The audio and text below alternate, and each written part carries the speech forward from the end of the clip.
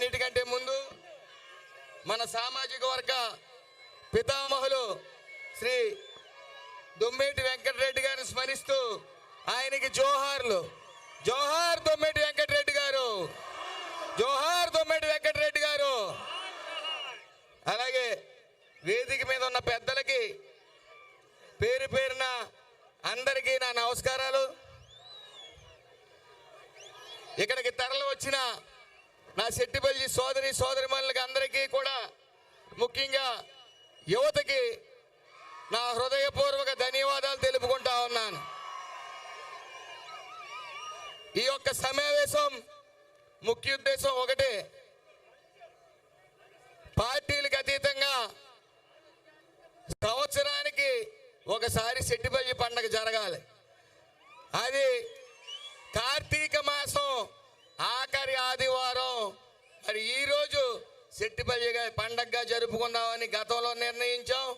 ఆ పిలుపు మేరకి మీ అందరూ కూడా లక్షలాదిగా తరలి వచ్చినందుకు నా హృదయపూర్వక ధన్యవాదాలు తెలియజేస్తా ఉన్నాను. ముఖ్యంగా వాసంశెట్టి సుభాష్ అనే నేను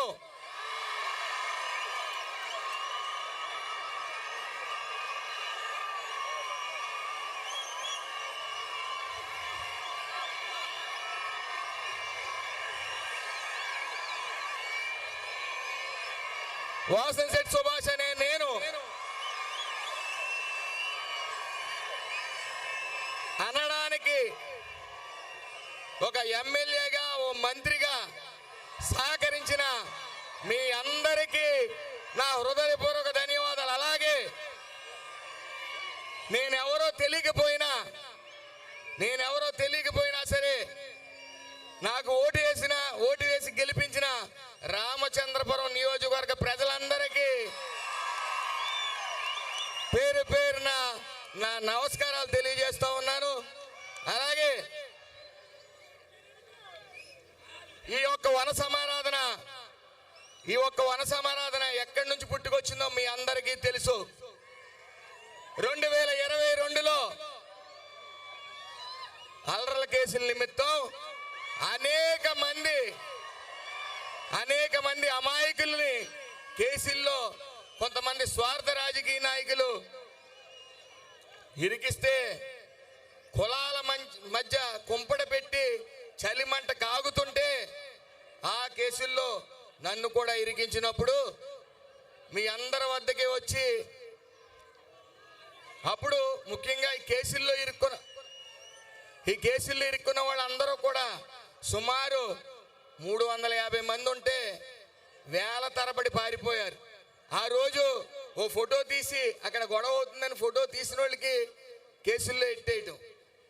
ఇంకా కొంతమంది మన కులంలోనే కొంతమంది వాళ్ళకి పన్నోళ్ళు ఉంటే వాళ్ళ పేర్లు ఇచ్చి లోపడేయించడం. ఇలాంటి సంఘటనలు జరుగుతున్నప్పుడు చాలామంది 100 రోజులు జైళ్ళు గడిపి 110 రోజులు జైళ్ళు గడిపి బయటకు వచ్చిన వాళ్ళు నా దగ్గరికి వచ్చి ఒకే ఒక్క మాట అన్నారు, అన్న ఎందుకు పుట్టాము ఈ కులంలో, అనవసరంగా పుట్టామన్న మాట రోజు అన్నారు. ఎందుకే కేకలేస్తారు? ఆ మాట కేకలేవలసిన పని ఉందా? అయితే ఆ రోజున కాదు, మన కులం మన వెంట ఉంటుంది, మనని అమాయకులని నమ్ముతుంది, కానీ పరిస్థితులు బట్టి బయటికి రాలేకపోతున్నారు.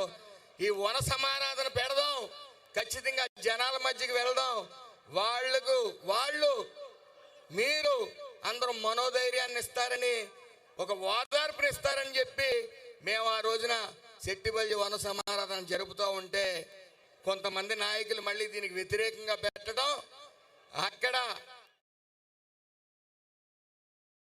యువత ఆ రోజు చేతిలోకి తీసుకుంది ఐక్యతని. అటు ఎటు వెళ్లకుండా ఇక్కడ పెట్టినప్పుడు 2022లో సుమారు 50,000 మంది దాటి వచ్చి మొత్తం ఒక అమాయకంగా ఇరుక్కున్న కేసులు ఇరుక్కున్న ప్రతి ఒక్కరికి మీరు ఒక ధైర్యాన్ని ఇచ్చారు. అవునా కాదా?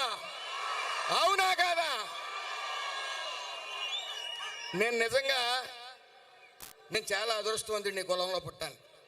ఎందుకంటున్నానంటే ఈ మాట ప్రత్యేకించి ఎందుకంటున్నానంటే, గతంలో మా తాతయ్య గారి కోరిక ఓ చైర్మన్ చెయ్యాలని. ఇంట్లో ఆయన చైర్మన్ అవుదామని పోటీ చేస్తే ఓడిపోయాడు. ఆయన కోరిక మా ఇంట్లో ఎవరో ఒకడు చైర్మన్ అవ్వాలని ఆయన కోరిక నెరవేర్చాలనే ఉద్దేశంతో నా తల్లి గారిని ఎప్పుడు బయటికి రాని నా తల్లిని బయటికి తీసుకుని వచ్చి, మా నాన్నమ్మ గారి వయసు 90 సంవత్సరాలు, ఆవిడ ఏడుస్తూ నల్లలేని పరిస్థితిలో మా ఇంటికి వచ్చి మా అమ్మగారి చేతులు పట్టుకుని అమ్మ పోటీ చేయంటే ఆవిడకి ఇష్టం లేకపోయినా మేము ఆ రోజున బలవంతంగా పోటీ చేయించిన తర్వాత చాలామంది, కొంతమంది ఆకతాయిలు చేసిన పనికి మన కులంలోనే చాలామంది మరి ఆ రోజున మా తల్లికి సీట్ రాకుండా చేస్తే నాకు ఆ రోజు ఇంట్లో పడుకుని ఈ రాజకీయం ఇంతేనా, ఇంకా రాకూడదు బయటికని నాకు నిద్ర పట్టలేదు. 11 గంటల సమయంలో నేను బయటకు వచ్చినప్పుడు ఇంటి బయటికి సుమారు 2000 మంది ఏడుస్తూ మా ఇంటి బయట కూర్చున్నారు. ఆ రోజు మా తల్లికి పదవి రాలేదంటే ఎంతమంది ఏడుస్తున్నారని చెప్పి ఓ ధైర్యం వచ్చింది నాకు. ఈ ప్రేమ చాలు అనిపించింది. తర్వాత రోజు ఒక్కసారిగా 10,000 మంది మా ఇండ్లు చుట్టముట్టి మీకే చైర్మన్ కావాలని నినాదాలు చేశారు. ఆ రోజు ధైర్యం వచ్చింది. ఆ రోజు ధైర్యం వచ్చి మరి ఆ రోజు నుంచి కూడా బయటికి రావడం జరిగింది. ముఖ్యంగా నేను ఓడిపోయి ఉంటే ఇంట్లో అందరూ కూడా ఇక యువత పెద్దలందరూ కూడా జిల్లా అంతటా చాలా చోట్ల ఓ బ్యానర్ కట్టారు. ఆ కొటేషను నేను బతుకున్నంతకాలం గుర్తుంటుంది.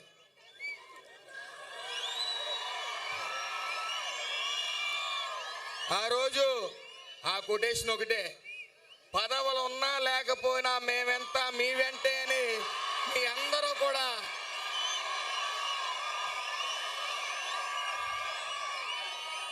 మీరందరూ కూడా నాకు వెన్నుముకనాలు నిలిచారు. పడిపోయే నన్ను ఆ రోజు నిలబెట్టారు. తర్వాత మళ్ళీ నన్ను అమాయకంగా నాకు ఏ సంబంధం లేకుండా నన్ను చాలామందిని కేసుల్లో ఇరికించినప్పుడు ఏంటిది ఎవరో కూడా స్పందించట్లేదు, వినాలి. కేసులు ఇరికించినప్పుడు కనీసం పలకరింపుకు కూడా ఎవరింటికి వెళ్ళని వైను. ఏంటి దుర్మార్గం, మాకేమీ తెలియదు, అమాయకంగా ఇరుక్కున్నాం, కనీసం పలకరించడానికి ఎవరు రాలేదు, ఏంటి దారుణం అనుకున్నప్పుడు మళ్ళీ వచ్చారండి సెట్టిబల్జ యువత పెద్దలు. మిమ్మల్ని పడనివ్వం, మేం చూసుకుంటామని చెప్పి మా వెన్నెముకగా నిలిచి ఆ రోజు నేను ఒక్కడనే బెయిల్ పెట్టుకుని యాంటిసిపేటరీ బెయిల్ పెట్టుకొచ్చినప్పుడు ముందు నాతో 10 మందే ఉన్నారు. ఆ 10 మంది 100 అయ్యారు, 100 వేలు అయ్యారు, 1000 లక్షలు అయ్యారు. ఆ రోజే చెప్పాను, నేను ఓ సభలో చెప్పాను, మనం యాచించవద్దు శాసిద్దామని చెప్పాను. మన ఎవరిని యాచించలేదు ఆ రోజు కేసులు ఎత్తమని.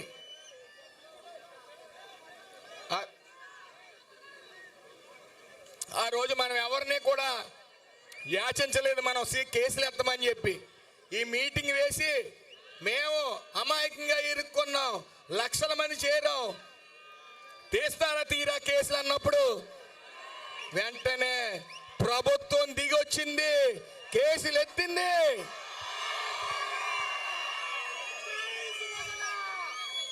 అలాగే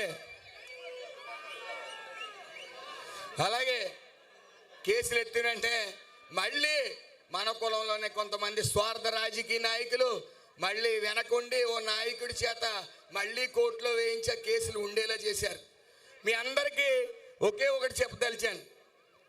మొన్న ఒక టీవీలో సుభాష్ మీద కేసు ఎత్తేసారు, అల్లరి కేసు అని మీరు చూసే ఉంటారు. అది అబద్ధం. నేను అధికారాన్ని అడ్డు పెట్టుకుని అధికారంలోకి వచ్చిన తర్వాత అధికార దుర్వినియోగం చేసుకుంటూ నా పేరు తీయించుకునేంత పిరికివాడిని మాత్రం నేను కాదు.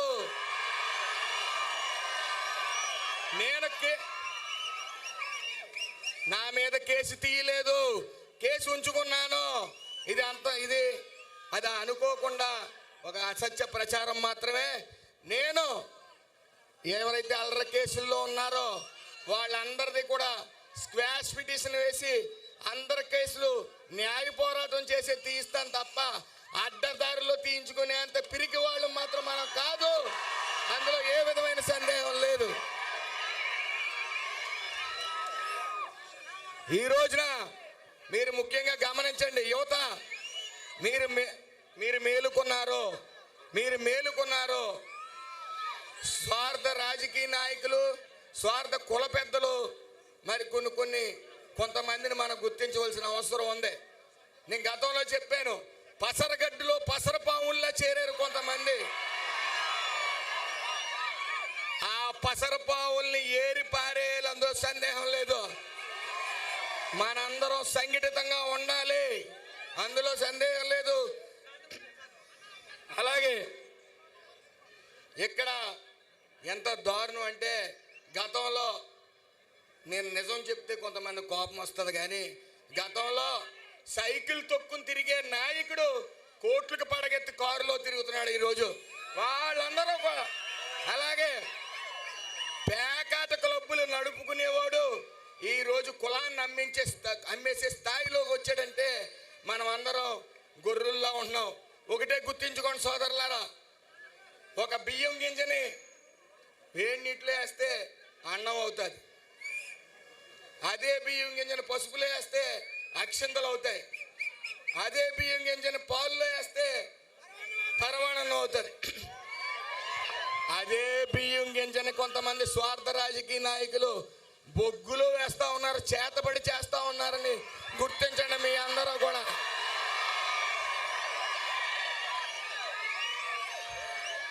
అలాగే కొంతమంది ఒక టీవీ ఛానల్లో మొన్న ఈ మధ్య లక్షల్లో అభిమానులు ఉన్నప్పుడు వందల్లో విమర్శకులు ఉంటారు.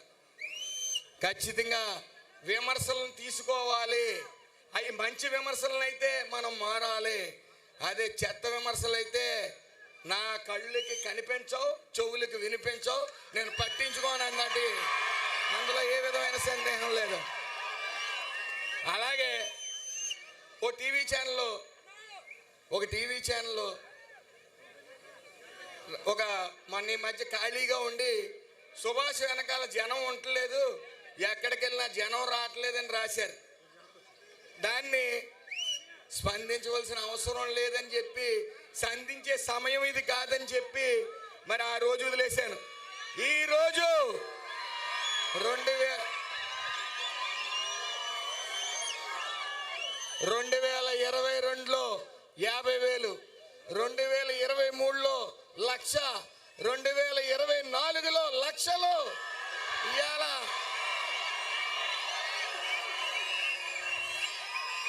ఒక కులాభిమానం మీద మీరు అందరూ వచ్చారు.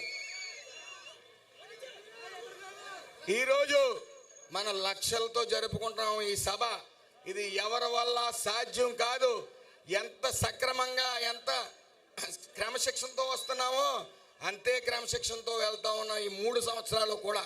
అలాగే ఇంకా విషయానికి వస్తే, ముఖ్య విషయం SAF.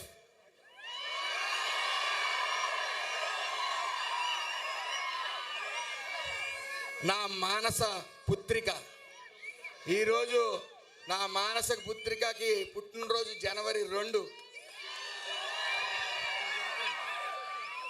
ఈ మానస పుత్రికని నేను దత్తత ఇచ్చేస్తా ఉన్నాను. దానికి ఒకటే కారణం, నేను రాజకీయంలో ఉన్నాను. రాజకీయంలో ఉన్నప్పుడు అన్ని సామాజిక వర్గాలని కలుపుకెళ్ళవలసిన పరిస్థితి నాకు ఉంటుంది. కాబట్టి మా తండ్రి గారిని అది చెక్కుపోరిస్తూ ఇక్కడ అన్ని వైపుల నుంచి ఒక కమిటీ, ఈ SAF ద్వారా మనం ఆర్థికంగా ఆదుకోవాల్సిన పరిస్థితి ఉంది. ఎలాగా? ఈ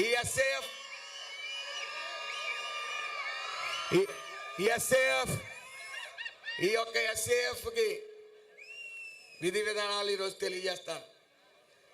ముఖ్యంగా ఏ సామాజిక వర్గంలో అయినా సరే ఎక్కువ కష్టాల్లో ఉన్న వాళ్ళు ఎవరో మీకు తెలుసా? పెళ్లి చేసిన తర్వాత ఒక ఆడపిల్లకి 2 చిన్నపిల్లలుండి భర్త చనిపోయిన వాళ్ళు అందరికన్నా దయానీయమైన పరిస్థితి, అవునా కదా? ఇంట్లో ఒక ఆడపిల్ల ఉందంటే దబాయించి కొనిపించుకుంటుంది, మగోళ్ళకి కాదు. పెళ్ళయిన తర్వాత భర్త పోతే ఆగండమ్మ సోదరా ఒకసారి. భర్త పోయినప్పుడు చిన్న వయసులో ఇటు అత్తోరింట్లోనే ఉండదు, తల్లిగారింటికి వెళ్ళలేదు. మరి అలాంటి మన కులంలో ఉన్న సోదరీమణుల్ని మనం గుర్తించాలి. గుర్తించిన తర్వాత ఏం చేయాలనేది నేను చెప్తా. గుర్తించి ఈ రోజు నుంచి కూడా రేపు నుంచి ఒక కమిటీ మా ఇంటి దగ్గర ఎస్ఏఎఫ్ కమిటీ యాక్టివ్ మెంబర్స్ అనేవాళ్ళు 10 మంది నిరంతరం రేపు నుంచి ఉంటారు. అలాంటి కష్టాల్లో ఉన్న వాళ్ళు మీరు గుర్తించి అక్కడ ఇవ్వండి. ఎందుకంటే ఈ ఎస్ఏఎఫ్ ద్వారా ఓ మహోన్నతమైన కార్యక్రమం మనం చేద్దాం. ఇప్పుడు ఇక్కడికి వచ్చాం, ఇక్కడికి తిండి లేకపోయినా మనం కోరుకునేది వాటర్, అంతే కదండి. ఆ వాటర్ ప్లాంట్ తోటి వాటర్ బాటిల్స్ తయారు చేసి ఇది ఒకటి ఓ 20 మంది చేత చేయించి ఇక్కడ లక్షల మంది వచ్చారు. మీ ఇంట్లో పెళ్ళున్నా, పుష్పవతి అయినా, పుట్టినరోజైనా సరే, ఏ వాటర్ బాటిల్ అయినా సరే ఎస్ఏఎఫ్ ఈ ఆడపిల్లలు ఈ చేసే దాంట్లో మీరు కొన్నట్టయితే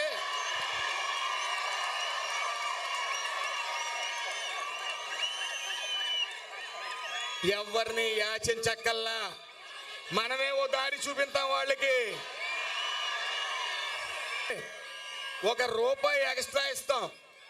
అలాగే నిత్యం కావాల్సింది ఓ పెళ్లిలో కానీ ఫంక్షన్లో కానీ గ్లాస్, పేపర్ గ్లాసులు తయారీ తోటి పెట్టిస్తాం.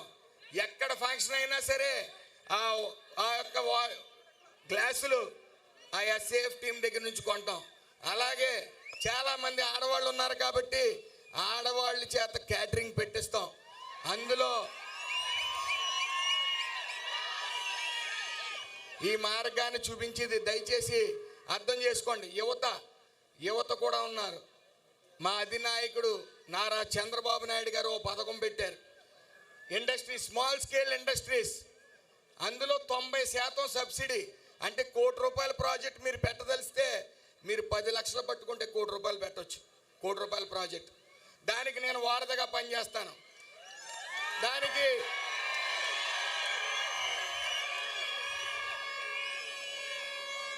నేను వారధిగా పనిచేస్తాను. మీరు 7 లక్షలు, ఇప్పుడు ఫర్ ఎగ్జాంపుల్ ఇక్కడ రామచంద్రపురం తీసుకుందాం, అక్కడ అగరవత్తులు, కర్పూరాలు, అది ఫ్యాక్టరీ 7 లక్షలు అవుతుంది. 50,000 పెట్టుకుంటే అది ఆ ఒక్క ప్రాజెక్ట్ అక్కడ పెట్టవచ్చు. అక్కడ ద్రాక్షారామ గుడి ఉంది, కోటిపల్లి గుడి ఉంది. అక్కడ అందరినీ కూడా నియోజకవర్గంలో ఈ అగరవత్తులు ఇచ్చుకోండి అని నేను వాళ్ళని రిక్వెస్ట్ చేస్తాను. ఖచ్చితంగా వాళ్ళు తీసుకుంటారు. అలాగా మనసుంటే మార్గం ఉంటుంది, ఆలోచన ఉంటే మీ ఎదుగుదల ఉంటుంది ఖచ్చితంగా. కాబట్టి నేను అతి త్వరలో ఒక మీటింగ్ పెట్టబోతాను. మీరు తక్షణ కర్తవ్యం, మీరు యాక్టివ్గా ఉన్నవాళ్ళు, ఎస్ఏఎఫ్లో పాలు పంచుకోవాలనుకున్న వాళ్ళు నలుమూలల నుంచి కూడా మీ పేర్లు ఇవ్వండి. అందులో దయచేసి అర్థం చేసుకోండి, మన్నెవరు ఆదుకోరు, మనకు మనమే సపోర్ట్ చేసుకుందాం. మన కేసు పెద్ద కేసు, అది అమాయకులు ఇరుక్కున్నప్పుడు మీరందరూ తరలి వచ్చినప్పుడు కేసులు ఎత్తారా లేదా? ఏదైనా సాధ్యం కలిసి ఉంటే, అందులో సందేహం లేదు. అలాగే ఇంకా ఒకసారి నేను ఈరోజు మంత్రి అయ్యానంటే దానికి కారణం మీరు అందరూ. ఈ వనభోజనాలకి లక్షలాదిగా 23 తరలి వచ్చినప్పుడు అన్ని రాజకీయ పార్టీలు నా వైపు చూసేలా చేశారు. అన్ని రాజకీయ పార్టీలు నా వైపు చూసేలా చేశారు. ఆ రోజు ఒక అడుగు వేసి తెలుగుదేశంలోకి వెళ్ళటం, ఎన్డీఏ కూటమి తరపు పోటీ చేయటం, మరి మీ అందరికీ నేను రుణపడున్నానా లేదా?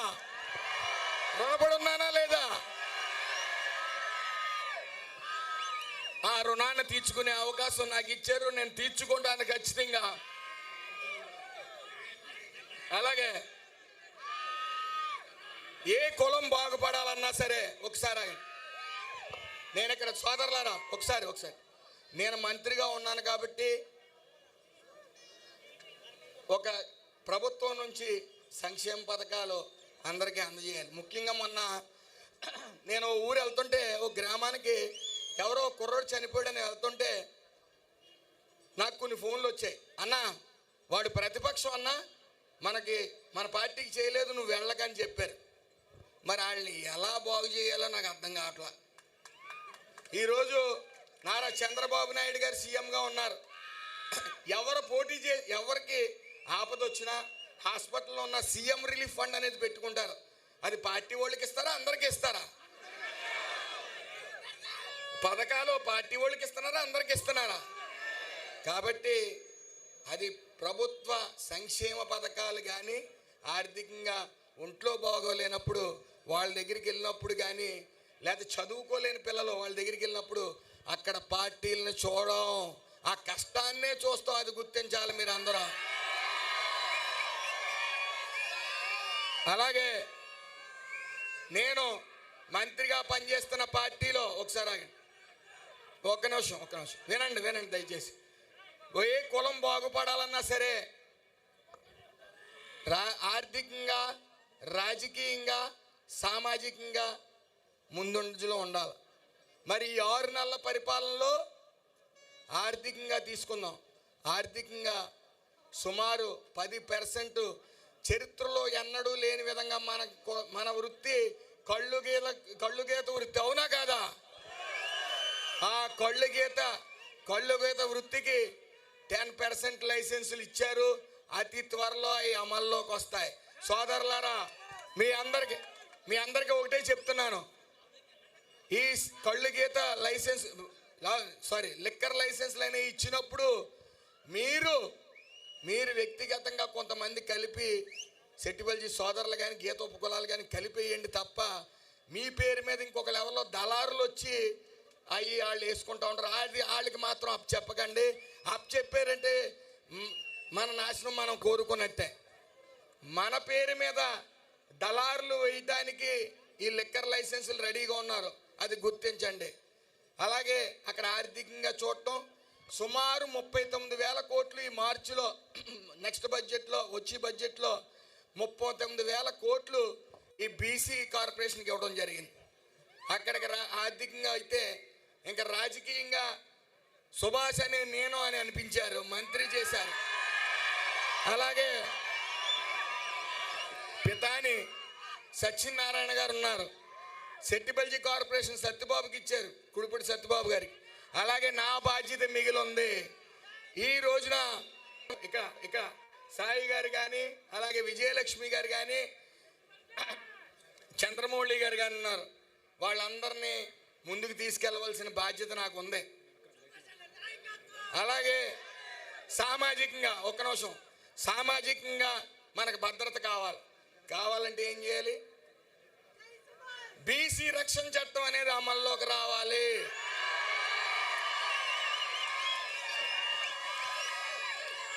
అది ప్రక్షాళన మొదలయ్యింది. మొన్నే ఒక మీటింగ్ జరగడం జరిగింది. అతి త్వరలో బీసీ రక్షణ చట్టం అనేది మీ ముందుకు వస్తుంది. అలాగే ఇంక విషయానికి వస్తే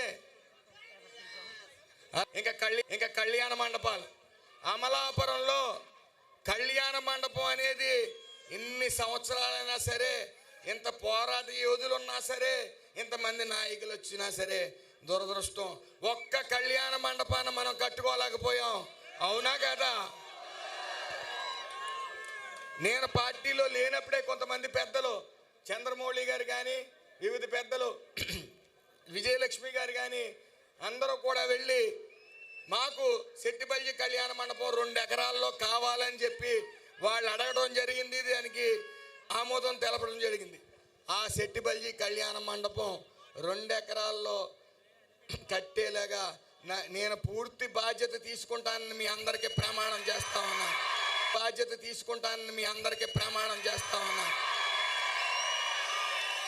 అదే కాదు, త్వరలో రాజోల్లో కళ్యాణ మండపం కట్టబోతా ఉన్నారు. దానికి నా పూర్తి సహకారం ఉంటుంది.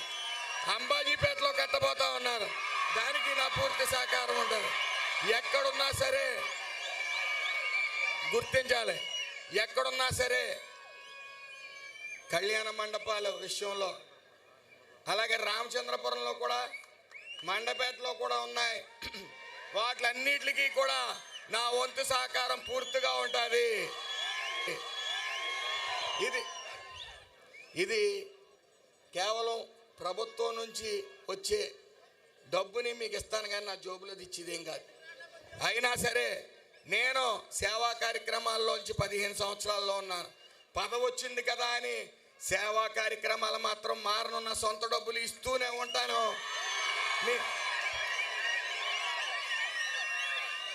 మీరు సుఖంగా ఉన్నప్పుడు నేను గుర్తుండకపోవచ్చు, కానీ మీకు కష్టం వచ్చినప్పుడు సుభాష్ అనే నేను ఉన్నానని మాత్రం గుర్తుంచుకోండి అని చెప్తా ఉన్నాను.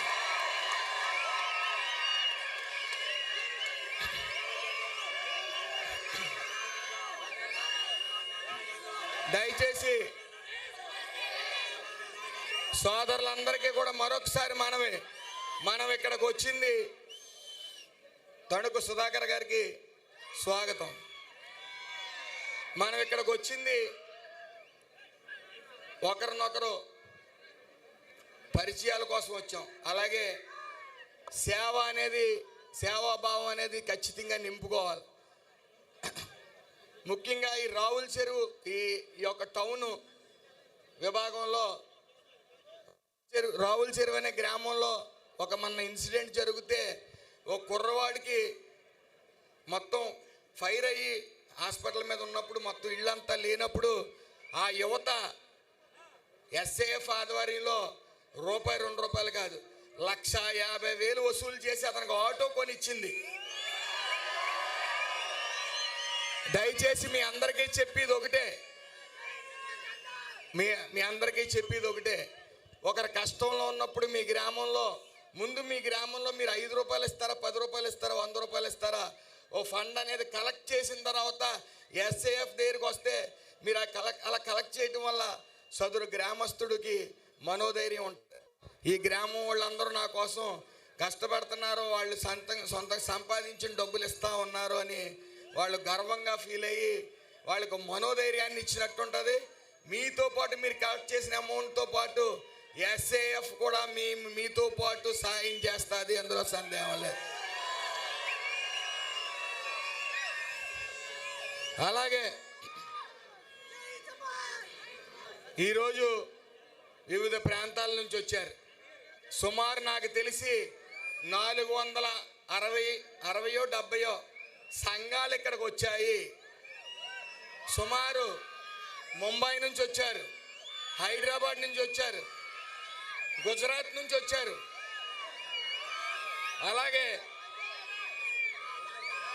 మనం చూడాలి ఒకసారి ఎంత అవేర్నెస్ వచ్చింది ఈ మధ్యకాలంలో అనేది. దుబాయ్లో సెట్టిబల్జీ వనభోజనాలు జరుగుతూ ఉన్నాయి.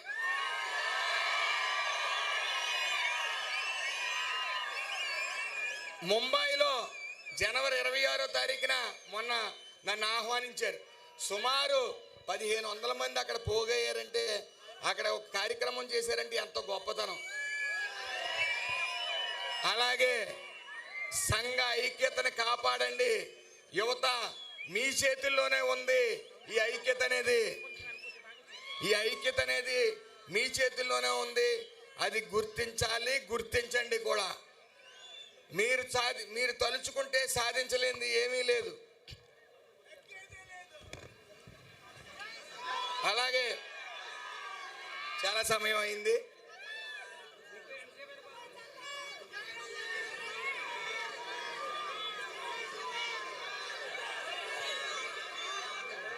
అలాగే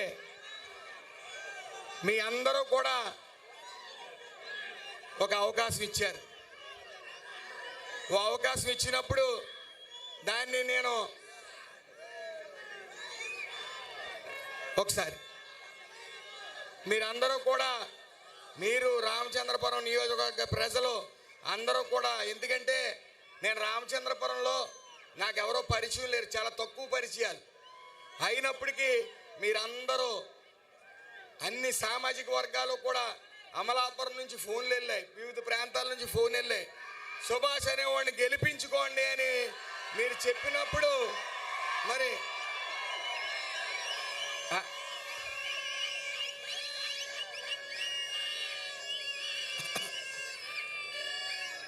చెప్తే కానీ ఎవరొకరు చెప్తే అంతటి నాకు అధికారాన్ని ఇచ్చారు. ఓ పార్టీ కింద పనిచేస్తూ ఉన్నాను. నేను మీకు ఎల్లవేళలా అందుబాటులోనే ఉంటాను.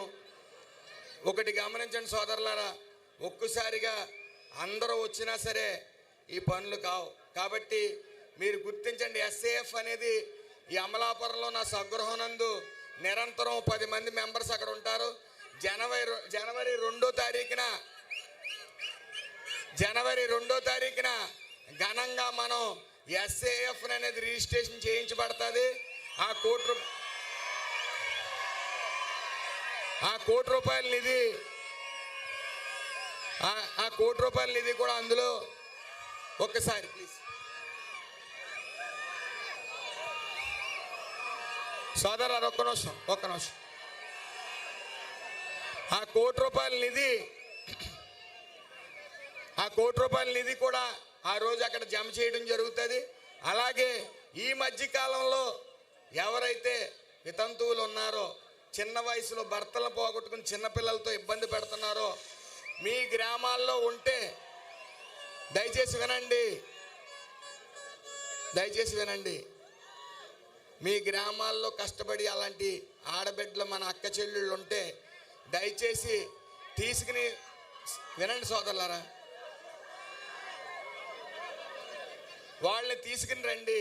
వాళ్ళు తీసుకురాకపోయినా వాళ్ళు డీటెయిల్స్ ఇస్తే ఈ జనవరి లోపే వాళ్ళ చేత మనం ఎంఎస్ఎంఈ స్మాల్ స్కేల్ ఇండస్ట్రీ పెట్టిందాం. 10 మంది చేత, 20 మంది చేత, లేదా 100 మంది చేత.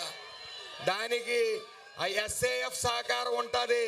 అలాగే ముఖ్యంగానండి సోదరులు, అలాగే యువత, చదువుకున్న యువత ఎవరికన్నా ఆలోచనలు ఉండి ఏదైనా చెయ్యాలి కానీ నా దగ్గర డబ్బు లేదనుకున్న వాళ్ళు మీ ఆలోచనలతో ఎస్ఏఎఫ్ దగ్గరికి వెళ్ళండి. అది 1-2 సార్లు ఆలోచించి దాని మీద నిర్ణయం తీసుకుని మీకు ఉపాధి కల్పించే ప్రయత్నం నేను చేస్తాను. అలాగే ఉపాధి విషయం వచ్చింది కాబట్టి ఇంకా మొన్న నేను వివిధ జాబ్ మేళాలు పెట్టాను. సుమారు 750 మందికి జాబ్లు ఇప్పించడం జరిగింది. మళ్ళీ జనవరి నెలలో ఒక భారీ జాబ్ మేళా అనేది పెడతా ఉన్నాం. ఆ జాబ్ మేళా డేట్ మేము నిర్ణయిస్తాం. ఆ రోజు మీరందరూ కూడా చదువుకున్న వాళ్ళు, నిరుద్యోగులు అక్కడికి రావాల్సిందిగా కోరుతా ఉన్నాను.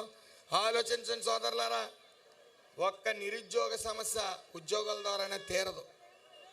మీకు ఆలోచనలు ఉంటే ఎంఎస్ఎంఈ అంటే స్మాల్ స్కేల్ ఇండస్ట్రీస్ చిన్న 5 లక్షల నుంచి 2 కోట్లు వరకు, 20 కోట్ల వరకు కూడా ఇండస్ట్రీస్ పెట్టుకో.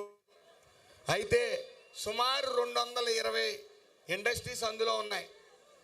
అందులో లాభసాటిగా ఉన్నది చూసి మీ ఆలోచనలు తగ్గట్టు ఉన్నదంటే దానికి ఎస్ఏఎఫ్ తరపు నుంచి పెట్టుబడులు ఇవ్వడానికి సిద్ధంగా ఉన్నాం, అందులో సందేహం లేదు.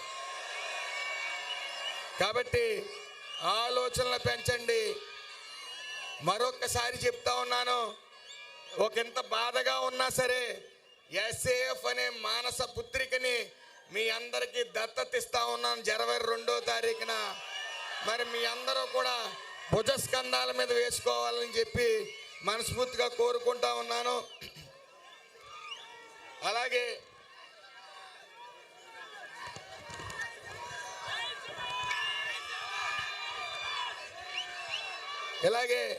దంగేటి జాహ్నవి, ఒకసారి దంగేటి జాహ్నవి ఆవిడ అంతరిక్షంకి వెళ్ళటం రావటం అది సెన్సేషన్ అవటం 16 దేశాలు ఆవిడ్ని కొనియాడాయి. సుమారు ఆవిడకి ₹1 కోటి వరకు మొన్న 50 లక్షలు ఇచ్చారు. ఇప్పుడు ₹1 కోటి వరకు అవసరం. అందులో కూడా ఎస్ఏఎఫ్ పాత్ర కీలకంగా ఉంటుంది. నేను ముఖ్యంగా ముఖ్యమంత్రి గారి దగ్గరికి వెళ్ళి ఈవిడికి ₹1 కోటి అందజేసే విషయంలో నా పాత్ర పూర్తిగా ఉంటుంది. అలాగే మరొక్కసారి మీ అందరికీ కూడా ఒక్కసారి ఈ రోజున 2-3 సార్లు నేను కింద పడ్డాను. లెగలేని పరిస్థితుల్లో ఉన్నప్పుడు మీరందరూ కూడా నువ్వు లెగని చేతులు పట్టుకుని లేపిన మీ అందరికీ కూడా శిరస్సు వంచి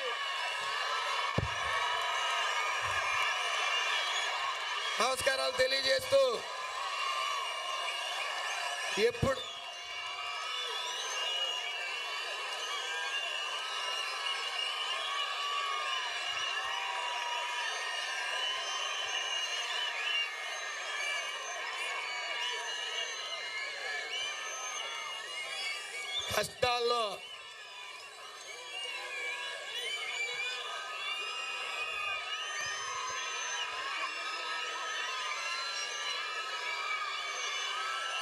కష్టాల్లో ఒక్కసారి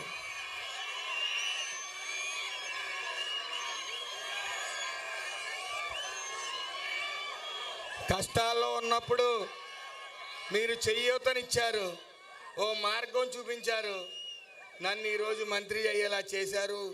అలాగే రామచంద్రపురం నియోజకవర్గ ప్రజలకి, మీకు, అలాగే నాకు ఈ ఎమ్మెల్యేగా మంత్రిగా చేసిన నారా చంద్రబాబు నాయుడు గారికి, పవన్ కళ్యాణ్ గారికి హృదయపూర్వక నమస్కారాలు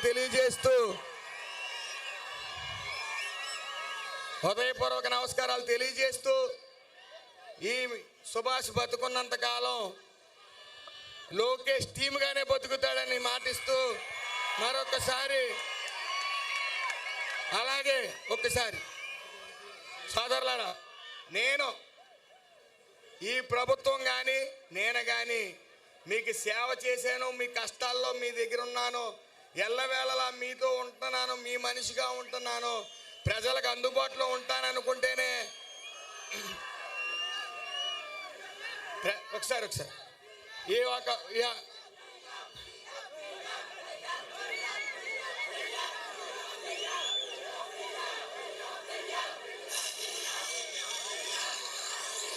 సోదరులను ఒకసారి ఆగండి, స్వామి ఆగండి, ఒకసారి అయితే ఒకసారి ఆగండి.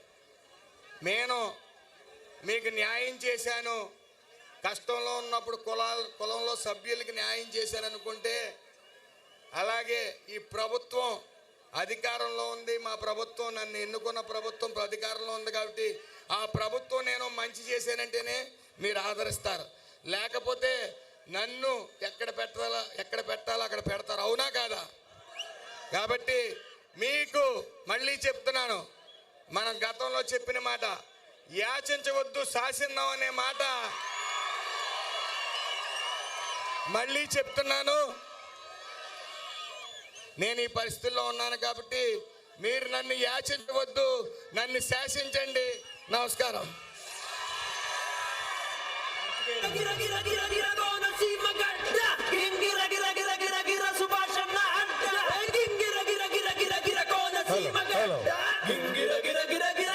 ఎత్తిన తల దించను పై పట్టిన జెండిడువను పై ఎస్ఐఎఫ్ను బలపరుస్తా ఎవడాత్తడ చూస్తారా పై.